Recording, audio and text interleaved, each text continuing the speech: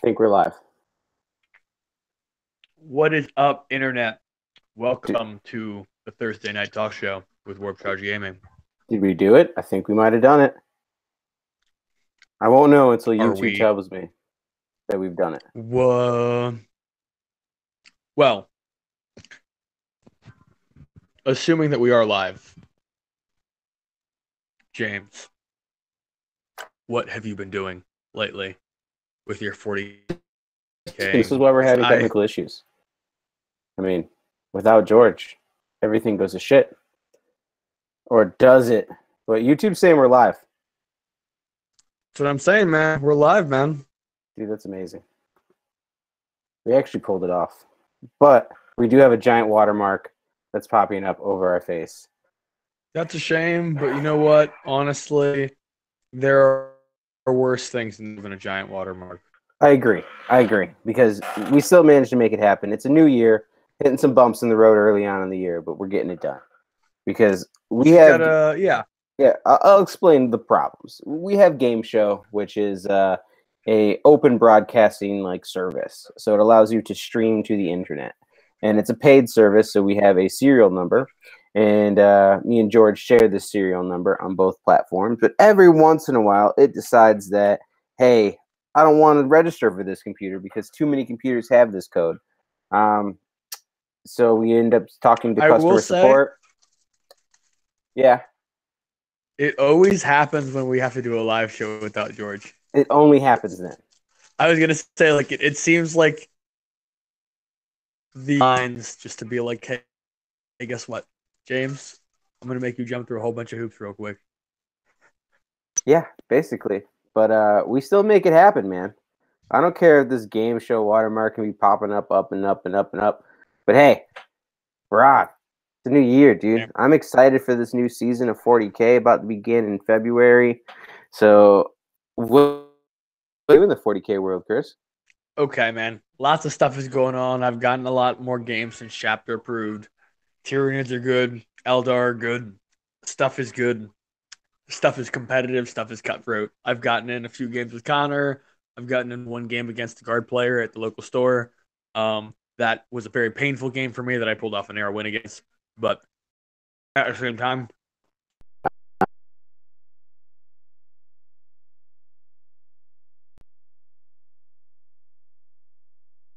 drop. It says we're still streaming. We are back. We are back. What's up, ladies and gentlemen? I apologize if you lost us for a second. Had just to revisit. Had been playing some games lately with bugs since chapter approved dropped. Very much enjoying the bugs since chapter approved dropped. Getting a little bit more input competitively. Lots of cool, valid list ideas. Have been very active over the last few days, and a lot of bugs commenting. Getting a few bug players to watch me play some games on our stream, I believe. But just very much enjoying so far the chapter approved changes. Lots of new flavor and variety, it feels like, at least on mine. Have you gotten to play any games since the drop shit? Yeah, I have. I've played, I think, 3 games since chapter approved dropped. I played one game at the start of the year on the 1st. Our buddy Matt Simon, he's a New Year's baby, so we got to play a game on his birthday. And, I had to give him a defeat to start the year off proper. New Year, same.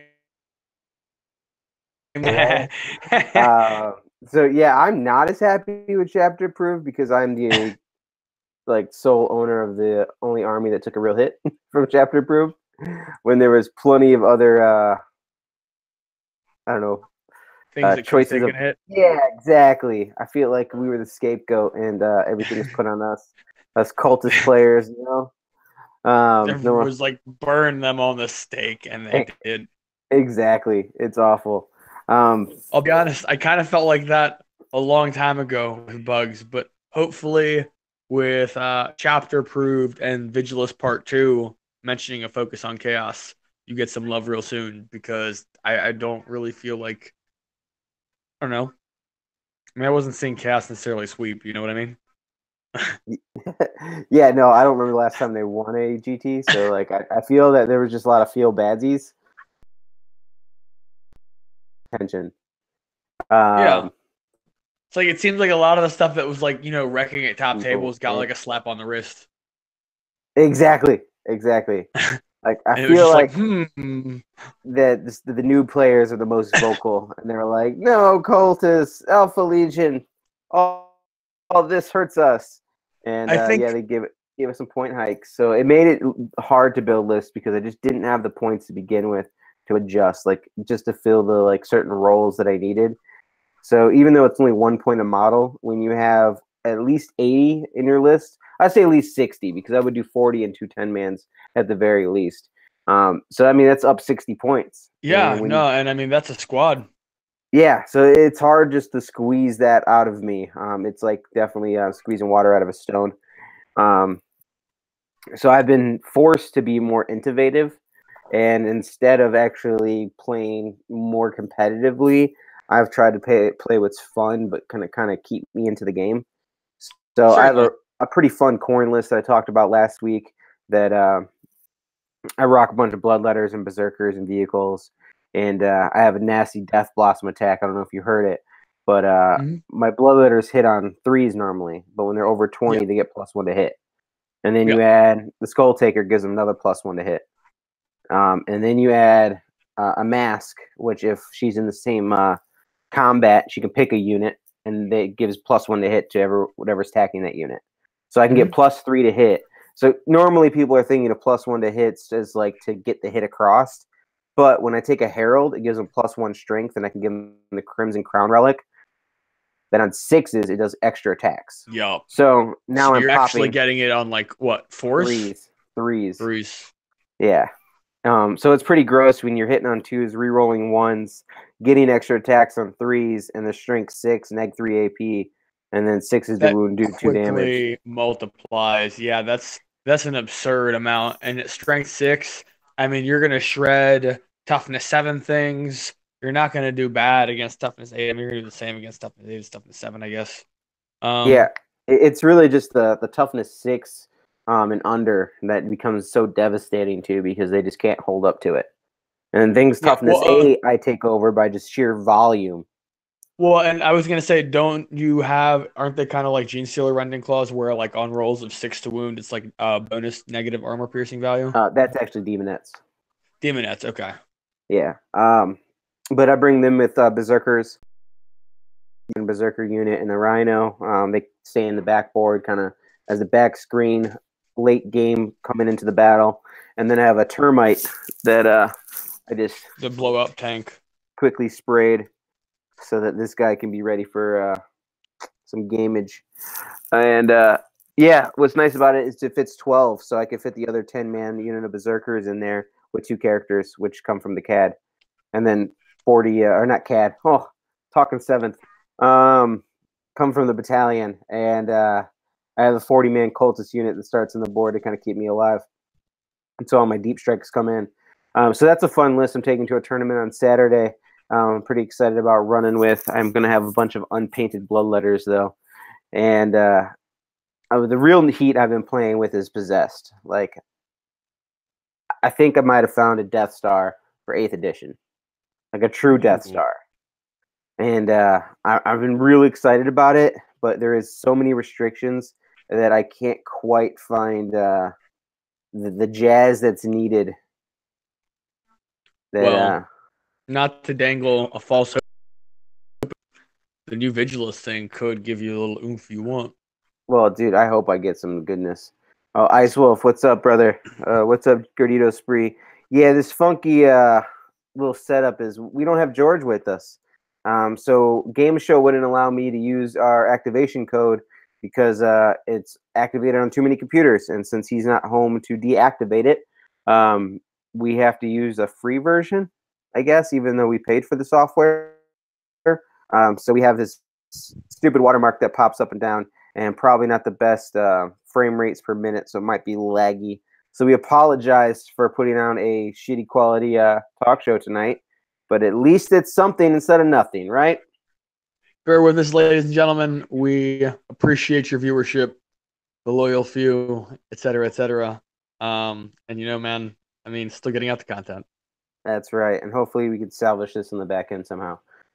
Damn right. But back to this Death Star. So possessed, they got a little points decrease in chapter approved. Not much, but a little bit. Now they're 20 points a model.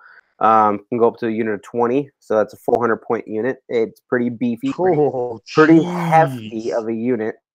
But they have a 3-up armor, 5-up end bowl, and they have 2 wounds apiece. Ooh. They move 8 inches, and when they get into combat, you roll a d3, and whatever it lands on is how many attacks they get. So it could be 1 attack apiece, it could be 2 attacks apiece, it could be 3 attacks apiece. You should save a command point for that reroll, obviously. I've used it every fucking turn. Like, had to have that reroll. But it normally works out for you. One is unacceptable. I mean, if you roll a 2 or 2 attacks or 3 attacks is great, but 1 is unacceptable. Breaking up on me. Up, I'm not freezing. Uh-oh. I hear you now. Well, that still sounds, I mean, that's just devastating. I mean, obviously you don't want 1 attack, but like, gross. I mean, they sound like just beefier gene stealers. Yeah, well, they're toughness 4, strength 5, and are they toughness 4? They might be toughness 5. I'm sorry, but they are at least strength 5. And so they got to at least be toughness 4. Yeah, no, at least toughness 4, but I think they might be toughness 5. And what's awesome about them is when you give them the mark of Nurgle. Yeah, they're toughness 4, strength 5 though. And with -2 AP, 1 damage, they're pretty all right. But what's awesome is that they're a demon of Nurgle. So I use the Nurgle tree. Nurgle tree is pretty badass when you think about it. Isn't it like advance and charge or something? Allows you to advance and charge, allows you to fall back and advance and charge. You have to be like within range of an aura? Within 7 inches of it at the start of the movement phase. But it also gives you +2 to cover. +2, so like +2 save. Yeah, so now these possessed have a 1-up armor save. Wow. Yeah. Now I have been testing them out in Death Guard, and the reason why I tested them out in Death Guard is because the Cloud of Flies stratagem. And when you put it on an infantry Death Guard unit, is it like -1 or 2 hit? Way better than that. You cannot target them unless they're the closest unit. That's right. So if I don't go turn 1, that's the only time you have to shoot at them. But if I get to go, then you make this like Death Star unit that's already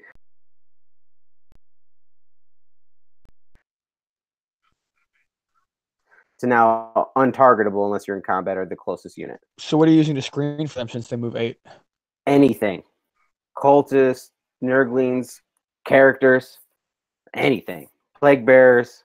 Like, I was using literally characters to screen this unit at one point. Oh, that makes sense. I didn't even think about the fact characters could screen for them. Yeah, because it's all about their unit being the closest. Yep. But what makes them super badass is I put the +1 strength, +1 toughness spell on them. So now they're toughness 5 with strength 6. And then I put the +1 wound spell from Death Guard. So now they're strength 6 with +1 to wound. Gross. And then I give them the +1 to wound from Nurgle Demons. So Knights on 4s. Knights on 3s. Yeah, Knights on 3s. And then they're infantry with Heretic Astartes key. So they can.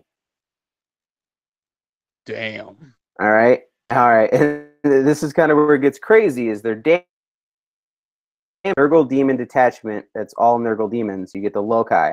The Loci makes it on 6s. It does an extra damage. Okay. So basically, 3s, or if you're using, and then I lost.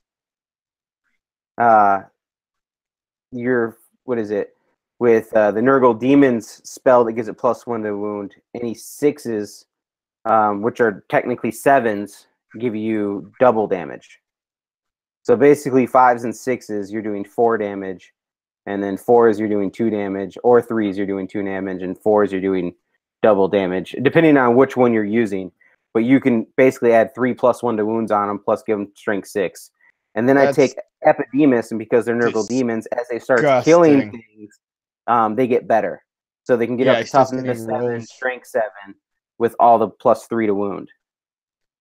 Yeah, based off how many Nurgle units have died and stuff like that, right? Yeah, and then when they're in combat, I can also cast neg 1 to hit on them as I start losing my screen units. I can put neg 1 to hit on them. That's disgusting, man. I mean, based off what you're describing. Yeah, no, it could be truly gross, but the problem lies with your powers, your detachments, your keywords, and all that. So with the tree, you have to bring a fortification detachment. Well, if you're bringing a fortification detachment, you can only bring 2 other detachments. Well, I just listed off 3 different ways to bring powers. Like if you give them prescience from Chaos Space Marines, if you're giving them warp time to move again, or if you're going Death Guard, you're giving the +1 to wound, +1 strength, and +1 toughness spells. Your Nurgle demons, you want to bring the +1 to wound spell with double damage on 6s, or technically 7s. So you want all these spells. So that's 3 different detachments. So you kind of have to pick your poison, like which way you want to be loaded out. You can't have all the fun tools. I tried to have all the fun tools with the game I played on New Year's, but then I didn't have the tree to start on the board. Instead, I brought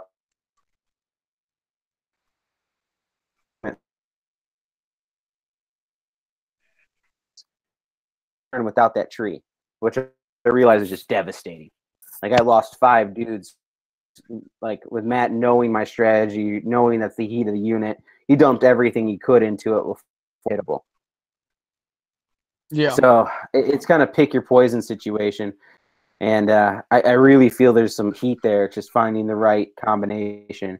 So my next test list, I don't bring them as Death Guard, so I don't have the Cloud of Flies on them, but I bring them as Alpha Legion instead. So I lose the +1 strength, +1 toughness spell. I lose one of the +1 to wound spells, and I lose not being able to be hit. But I get prescience, I get warp time, I get to forward op. So if I do get to go first, it's 9 inches of movement before the game begins. I get to start the tree on the board, and I end up with 2 Demon Princes in the list right before. So it's a trade-off. So bringing them as Alpha Legion, I get that natural neg 1 outside of 12, but I also bring them as Marker Nurgle still, so I can put Masma on them to make them neg 2 to hit.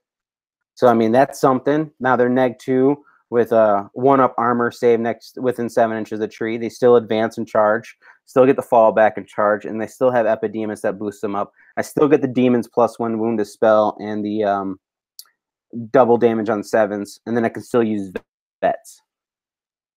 So I mean, I'm still taking on knights, wounding on 3s, and wounding almost everything else in the game on 2s. I'm just wondering, would you like the not be able to target the closest on the other, or that would be too many? You could, but then you lose prescience, you lose warp time. So I mean, there's ways to do it. It's just finding out what's the right sauce. Like when I was able to put it all to work and saw how amazing it was. Like I literally just got into combat with vehicles, characters, infantry units, and just wiped them. I've never seen anything just kill as fast as these guys kill things. And then I've never seen anything just not only kill something, but I was able to pile in and then take a brunt attack because I was neg 1 at toughness 7 at that point and 2 wounds apiece. It was just like that snail formation. The snail makes it as if a Nurgle demon kills a friend or foe unit or model, not unit, model. A Nurgle demon model gets a wound back. So like I was able to heal these possessed as they were running around. It was pretty wicked.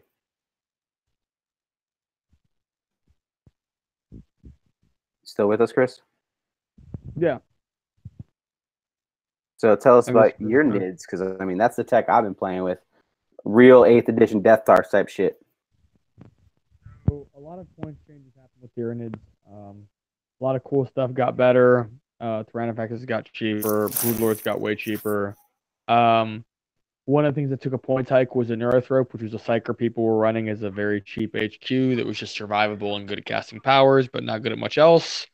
I'm quickly becoming of camp that the Neurothrope isn't worth fielding at this point because they bumped his points up by 20 points, which he's still cheap, but now my logic is you could pay 25 more points and get a Broodlord who is vicious in combat. Like, he's basically like a hive tyrant.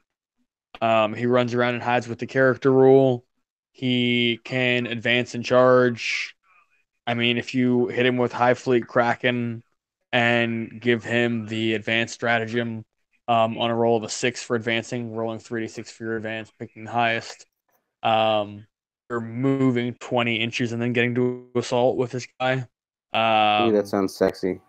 Moving plus, on top of that, because he has the Gene Stealer keyword, if he kills a character, I can spend 1 command point and get back D3 command points. Ooh, that's always sexy. He's just really good. 6 attacks, hitting on 2s, strength 5. He rerolls to wounds just naturally.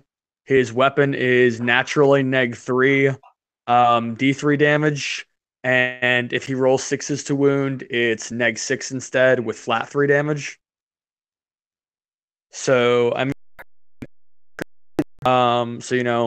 for 115 points, a Psyker that can toss out a smite, 6 attacks that can shred stuff like on a good roll. I mean, it could take out characters very easily.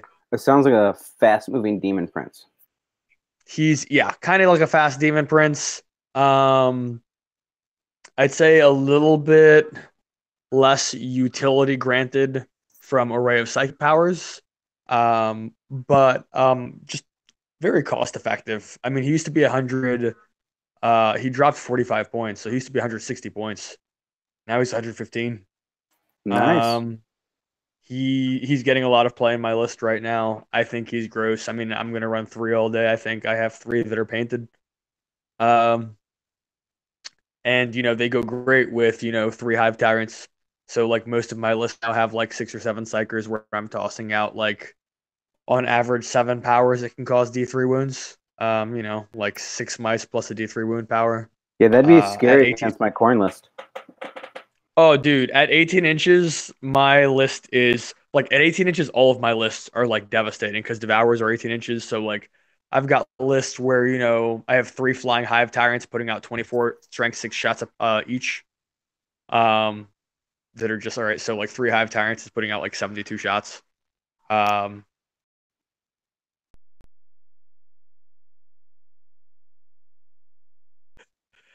Yeah, exactly. I mean, don't get me wrong. There are a lot of tools. I mean, like my Hive Tyrants that have 18-inch range guns can move 16 and then take advantage of that 18. So an effective threat range of much higher. Just have 24. Exactly. Plus, I mean, there's so much psychic goodness in Tyranids.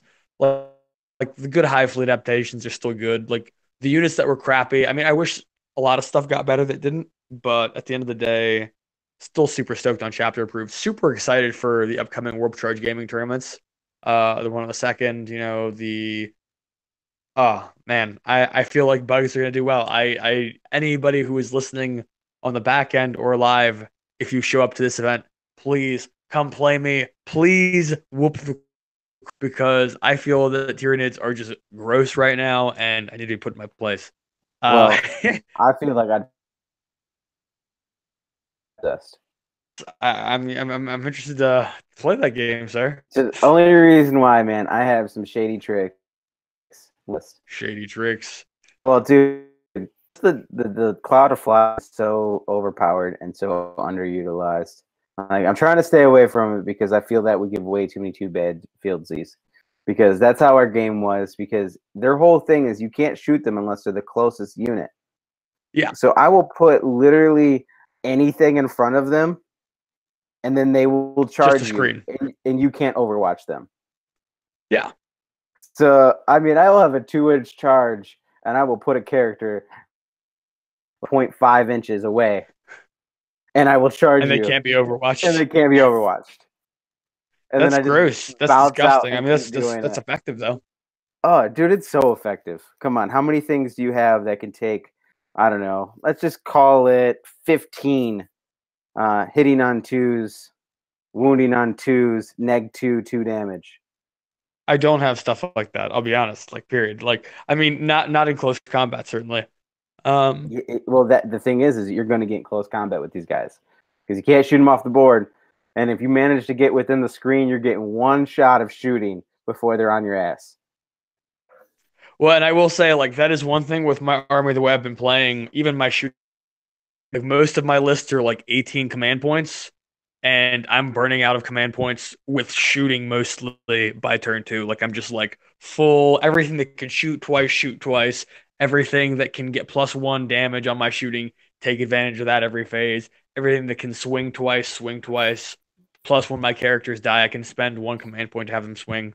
So they could like literally swing twice and then swing a third time.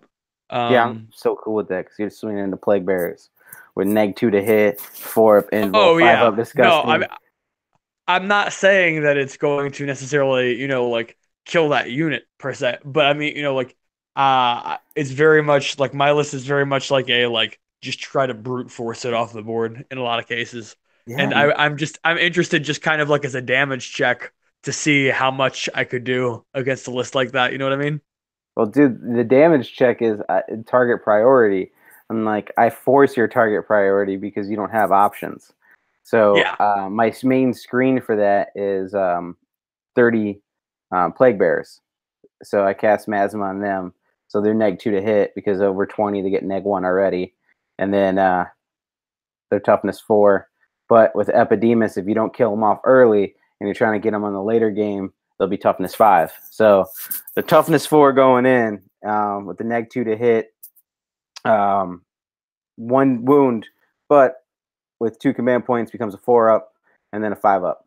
So it's annoying when that's what your only thing is to shoot at. Yeah. Then you're wasting like your las cannon type shots at them. Yeah, I was going to say the only thing that would be really good against them, if I could get them to be the closest flamers, which are like strength 7, 18, firing twice. Yeah, sounds great, but that's getting closest to them. Oh yeah, no, I mean that's the thing is I would have like maybe 1 effective turn of that, possibly with a screen 2, but no more than that. And that's what all I could give you. That's literally what exactly. Is I'll give you 1 turn where you can shoot me off the board, good, then you're done. Yeah, and that's where, like I said, it's like a damage check, which I'm interested because like I feel like my lists have been very psychic phase and shooting phase dominant. Like moderate in close combat, but like mostly trying to dominate those 2 phases. Dude, since chapter approved, I've taken out the shooting phase on my list. Doesn't exist. I was like, because they like kicked in your Slanesh boys, didn't they? Well, dude, they kicked them in with Alpha Legion, like with forward people with them. Well, I did charge with them, but it wasn't like I was doing damage by charging in with them. I use them to take an Overwatch. I use them to get close enough to your inner screen where when they died from Overwatch or for the fight phase, I got to shoot at your characters. So when that was kind of taken away as an option and they can only move 9 inches before the game begins, it made it really difficult to play those guys. Yeah, I can understand that. My other shooting was Cultists. I mean, they were really my big shooters. And then my Leviathan. So with the Cultists being taken up in points, I try not to take as many because it becomes very taxing with the more I bring. And with the Leviathan now, because I'm taxed, I can't quite fit enough points in to bring him in anymore. So I've been finding myself like, well, if I want this game to still be fun, I need to pretty much just go all combat so I can at least enjoy that aspect of the game.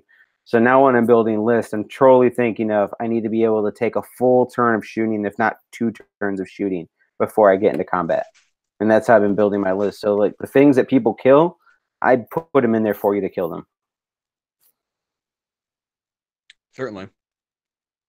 I mean, with my corn list that I'm really excited about playing this Saturday and seeing how well it does with the meta, I don't even charge you turn 1. I can't even get off a turn 1 charge. I don't have any guns. My cultists that are on the board, they only have pistols.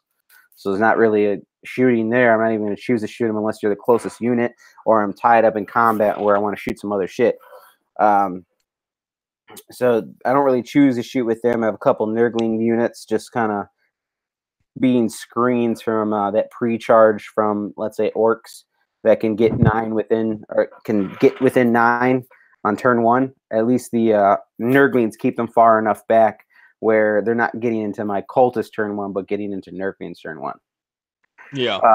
My Rhino that stays on the board, he stays as far back as possible, so you're almost wasting shots because he's not close enough to be a threat if you're shooting at him turn 1, and by turn threats are down to play my game. I gotta love the Banner of Blood, being able to get that 3d6 charge. It's beautiful coming in, only needing 8.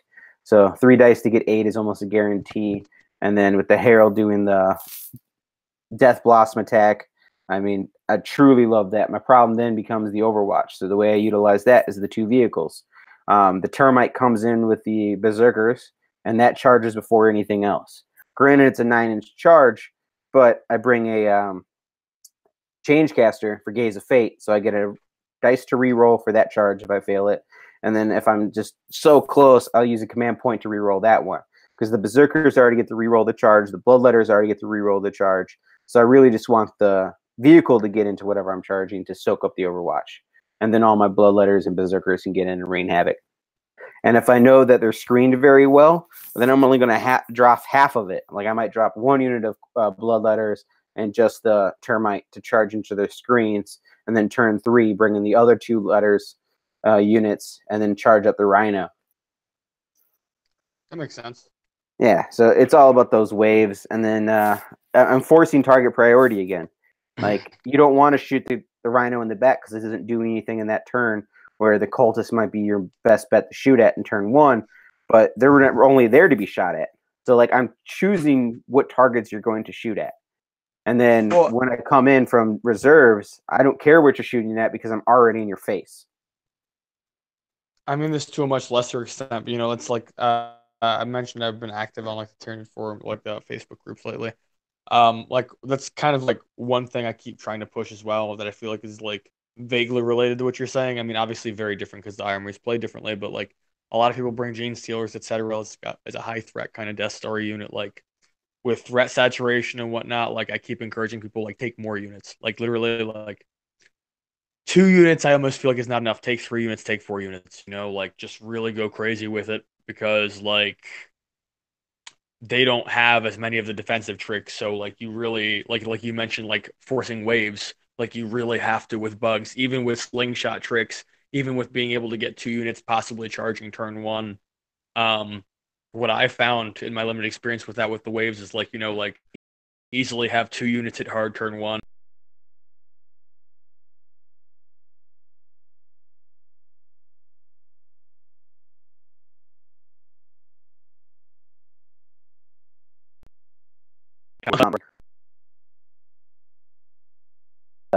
They're team where I hope that I outlast them after that first hit. And I didn't understand that gave people feel badsies, but that was an easier way to guarantee my victory. Now, since that's not an option, and I don't have as many tools as other codexes, even though I can pull from Demons and pull from Chaos Space Marines, or Death Guard, or Thousand Suns, whatever you want to say is Chaos, there's still not a whole lot of shooting options. Certainly. So, like, and especially the way I like to play. Like, I'm not going to bring 3 units of Obliterators, bring them in turn 2, and then that's... I mean, I'd rather have 600 points of 3 units to play with that also can operate differently than just being a shooty unit. Where, like, Bloodletters can be my screen unit, my board control unit, my killing unit. Like, they just check off more boxes. Yeah. So whenever I'm building lists, I'm looking at units that check off more boxes. That are efficient in what they do. I don't really care about the points as much. I mean, obviously, if something else does the job better, so the points might become cheaper for that unit, but if it does it better and it's a more expensive unit, you might go for the more expensive unit. So points are kind of just... Hive Tyrants all day. Exactly, like the douche canoes from Necron. So what is it, the Annihilation Barge or Arc or whatever the hell it's called? Whichever one it is, I'm not sure. Yeah, the Doomsday Arc? Doomsday Arc, yeah, that's it. That thing is so awesome as a screening unit, it's unbelievable. Because the fact is it has high enough toughness because it's a vehicle. But yeah, quantum shielding. So as a 4-up armor, but with quantum shielding, if anything big gets into it, it saves itself. So you need little things that dink at it. and like slowly peck away at it. And by doing that, it holds things into place. And because it has fly, it can pop out of there. And what's great is when you're charging it, it has 20 gauze shots right there, like just waiting for you. Plus its big cannon, and then it falls out of combat. And you charge it again. Plus it still gets to shoot in a shooting phase. Like that is such an amazing unit, even though they are such a shitty army. Once again, I've like this is a conversation I have with Connor. Like on like dedicated shooting platforms, fly is so good. So like if you have a unit that is a dedicated shooting platform screen that can just keep floating around screening without any real impact until it dies, like that's great. Like that's gonna make it one of the most efficient things that the role it has. Dude, absolutely. And then they have the Forge World unit called the Tesseract Arc, and it got massive point drops in chapter approved. And that thing hits hard, has a 5-up invul, 3-up armor save, toughness 7, and a quantum shielding. With the fly keyword. I've always been really sad about this, but I've always wanted that crazy centipede for the Forge World Necrons to be good, but it's just never really been great. Well, it's because it's well, I know there's 2 versions of it, but I've only seen the close combat version, and I have yet to see a good close combat Necron army. Like it's just like their overall like race faction rules just don't lend very, very well to combat. They're like, we have some awesome close combat weapons on some like mediocre platforms, but like, they got some worse sites and stuff like that, Yeah, no, they kind of fail in that range. But I mean, there's something wrong with that army in general. I can't quite figure out what it is, but I do feel like these books like Vigilus 1 came out, Vigilus 2 is coming out to help out Chaos, stratagems. Like all they need is a couple of stratagems and it can make everything better. Like if they had like a 2 command point stratagem or even 3 command point stratagem where if a unit was killed the previous phase or something or same phase, you could then activate the stratagem and then roll the reanimation. Like that'd be huge. That would be massive, especially if it was like not necessarily even targeted for a unit, like multiple, like like any units died that turn. Well, anything with the reanimation protocol. But I mean, that's how because all their models are point costed with reanimation protocol, like already thought of. And that's kind of one issue I have with the army. I think this is one of the fundamental flaws of the army as well. I don't think this is the only flaw of the army, but I do think it's a prevalent one. They don't have a lot of command point efficient builds, like period. They can't spam battalions easily, like. Yeah, I agree. If they moved Scarabs to a troop unit instead of a fast attack, it could give them a lot of options. Certainly. But yeah, their reanimation as an overall like faction trait being costed into their units. What happens is everyone knows that, so they just eliminate a whole unit and they never get to utilize a special rule. So like they're being taxed for something that like could be awesome, but everyone who can game a game understands to kill them all, and you don't have to worry about that. Because I mean, I've played games where Necron players get 1,000 points back. And that's just me kind of just dicking around, just shooting whenever I want or attacking whenever I want for board control or just playing a mission and not really caring about killing anything. But if you know how to take out Necrons and it's like a killy type mission, you just kill the whole unit and never have to worry about it again. And like they almost are down 400 points when it comes to the game. Yeah. But if they had a stratagem that let them like unlock that, if they had better builds to get more stratagems, then yeah, I could see them being a way more effective army because they have a lot of interesting units and like tools. Like the Doomsday Arc is an amazing example. Even the Warriors, I mean, being a blob of 20, having neg 1 AP and rapid fire, 4-up save, toughness 4. I mean, that's a decent unit, especially if it can come back. Yeah. Yeah, buddy. Just give them something insane like oil cavalcade kind of stratagem where it's like for every lord they have, they spend a command point and get back like D3. I must have not heard you. You broke up on me. That's a shame. I said they should give them something like insane, like for command point generation, like give them like a Vigilus style formation where like you have to take a certain amount of like Necron lords. Oh, like the Royal Court. Yeah. And like, you spend 1 command point per Necron Lord, but like you get D3 command points per like Necron Lord that's alive. Like that would be nuts. I mean, that would be like people would be like, "Oh my god, overpowered." But I mean, like at the same time, it's like Necrons, like use those command points. Oh, dude. So our buddy Matt, he tried the explode the scarabs stratagem, and like oh man, and he's only done like that once on me, and I thought like it automatically went off, but you have to roll to see. In this turn, he had the warlord trait that allows you to get command points back on a 5-up. So early on, he does a stratagem, he gets it back. So it's his last command point. He already got the command point back. So because of the way it's worded now, you can only regenerate 1 command point per battle round. So he couldn't get another one back. So he uses his last command point for scarabs to blow up on me in combat and give me mortal wounds. So he rolls, and he rolls a 1. No. So what ends up happening is his scarab base still blows up. It just doesn't hurt me. So not only did he lose a command point, but he lost an entire scarab base.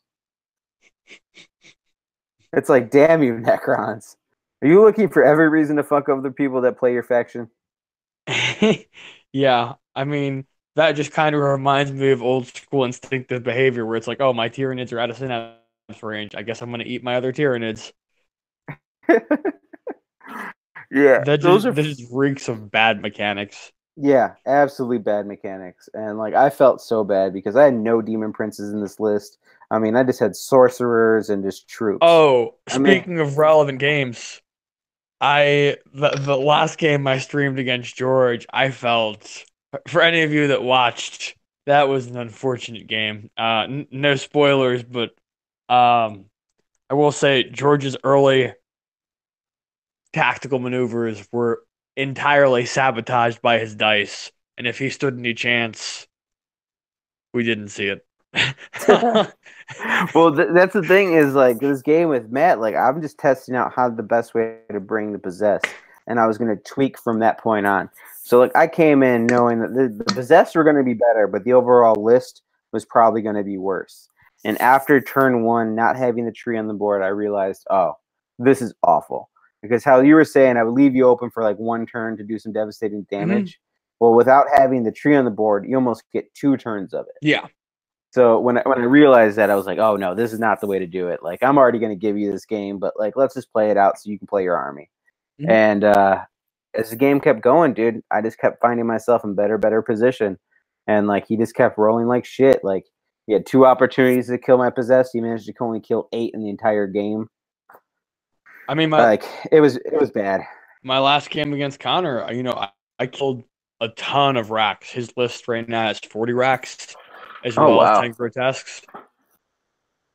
Turn 1, I came in like a Mack truck. He positioned as well as he could have, and I had to have killed at least like 25 racks. I came in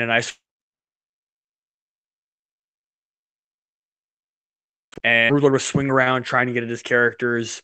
I would have had to kill like 1 or 2 more models, and I'd rolled more than a few 1s to hit, even after I swung twice, before I could have. So like, just by the skin of his teeth did he avoid losing like early support characters like Eldrad and like a lot of his like beefy characters. But then he started doing the Alpha Legion like Eldar forward op. Are we back, ladies and gentlemen? I'm gonna refresh the page. Hopefully that does something. Man. Oh yeah, we're back. Internet magic. Yeah, buddy. So that if George doesn't win a game soon, he's gonna be like out of 40k and back to games. Listen, George is saying that he needs to start playing his demons again and just go with the 1,000 Suns each cheese. I agree with him. I want to see him come back. Like I crave tough games. Like, that's part of the reason like I've been going back and forth with Connor lately. Like I'll win 2, he'll win 2, and I'm just like all the games. So what's Connor's reasoning on 40 racks? Like, that's just a lot. I mean, literally, okay. Like, for our listeners, I don't know if Connor's listening by chance. Is that me? Yeah. Sorry. I don't know if Connor is listening by chance, but he has been crowdsourcing this list with like Sean Naden and like Long Wars Juice to like conspire to kick me in the face. Um, and literally, it's just a survivability bomb list. He's been scoring objectives really hard. Like, that was one of the big things in our game. He has board control. He has a rear flank kind of pincer maneuver, and he'll a lot and take a beating like a champ. Oh, dude, you don't have to tell me. I have nightmares about grotesques. And I mean, literally, just like where on average I was even struggling to kill units because a lot of his units were survivable. Like I was scoring 2-point turns. I had at least one 1-point turn. 2-point turns, and I couldn't get his characters, and I chose Headhunter. That was a poor choice of a tertiary on my part. And on average, he was scoring 3-point turns, 4-point turns. I think that he had one turn that was a 2-point turn, but besides that, didn't score less than 3 points in any given turn. And I mean, it caught up quick. He overwhelmed, and eventually, I mean, he literally just started beating up my big. The list I had. He and I agreed. Like we talked about. He and I always have like a good tactical breakdown of our games. I think that's always a really good thing to do. He deployed badly. He didn't like the way he deployed. That was a big mistake on his part. I agree with him. I came in really hard. I think if one or two dice rolls had been differently, I could have really carved him up turn one in a big way that he couldn't have recovered from. Even he was like, I was kind of shaking my pants at that point, but then he came back swinging. As the game progressed, started splitting my forces in ways that I kind of regret. My list works very well if I take a lot of my smite creatures and run them around kind of as like tag teaming, just like wrecking stuff together. And like kind of start guns. And Connor was literally shoving me off of objectives the whole game. So it was like, he was very dominant. I started the game very much the aggressor, but ended the game very much on the defensive. His list is very survivable. It was kind of like, 40 round grotesque Eldrad, 2 or 3 autarchs, obs, and I'm trying to think what else was in there. I feel like there's more in there, but I'm not sure. Yeah, a bunch of some other stuff, but still trying to understand the 40 racks. It's just a lot, man. Like, how many units is that? 4 units? I think it was 4 units. This would be 2 units. I think it was 3. I think it may have been a 20, a 10, and a 10. Okay. And they're just shooty, right? I mean, they're like close combat. He did a lot of like screen tricks, where he had them layered in such a fashion that you really couldn't get to his characters easily. Until support came in. The Guardians, of course, with buffs, are pretty devastating. If he can Guardians are nasty. Grotesques are nasty. I see Rax as being a good unit. I'm just trying to think, like, just why 40? That's a lot of points. Certainly. Like, same with my Possessed. I take 20 of them. Total combo to utilize them. He's just utilizing them. So it's like, to me, like, I could just touch them with some stuff that Chaos has, and they're, like, not utilized anymore. Fair. Like, tag your it. Like, I just touch a unit. Like, I don't have to kill you. I'll just tag you. So now you can't play, and you have to play my game. Womp womp. It's a lot of fun to me. So I'm excited about this weekend. I'm going to use a termite at a tournament for the first time. Like, termite to mint. A termite, dude. Like, you see this thing on the table, you're gonna be like, what the hell? What's in there? Berserkers? Come on. That's an interesting visual. I feel like it's almost like watching Gene Stealers come out of like a drain pipe, like corn berserkers coming out of like this tiny little vehicle. This is a tiny little drill, like coming up in front of you, like rawr! What are all these chain axes and chain swords doing? Yeah, the demons are just gonna pop up from the warp right in front of them. Like, oh my god, so cinematic. Oh man, so we're at like 52 minutes, and what? Yeah, so we are like almost done with the show. George wasn't here. Pretty good. We had technical issues, but we got George, through for those that have been listening, he's not here because he's doing his traveling media kind of job kind of stuff. Yeah, he'll be back next week. He'll be back. Yeah, no, New Year's was awesome. George and his people put on an amazing was a blast. Oh, I'm sure you guys will hear George talk all about it. Damn right. You'll get the same ranting and raving and enthusiasm for Kill Team that you expect. And we have some tournaments coming up, so check out Battlegrounds. We will be there for Kill Team, Shadespire, or I guess it's Underworlds, right? Something like that. Yeah, and 40k on February 2nd, which is actually like George's birthday tournament. So if you can travel out to it, definitely make it. It'll be a fun adventure. Lots of alcohol in the parking lot.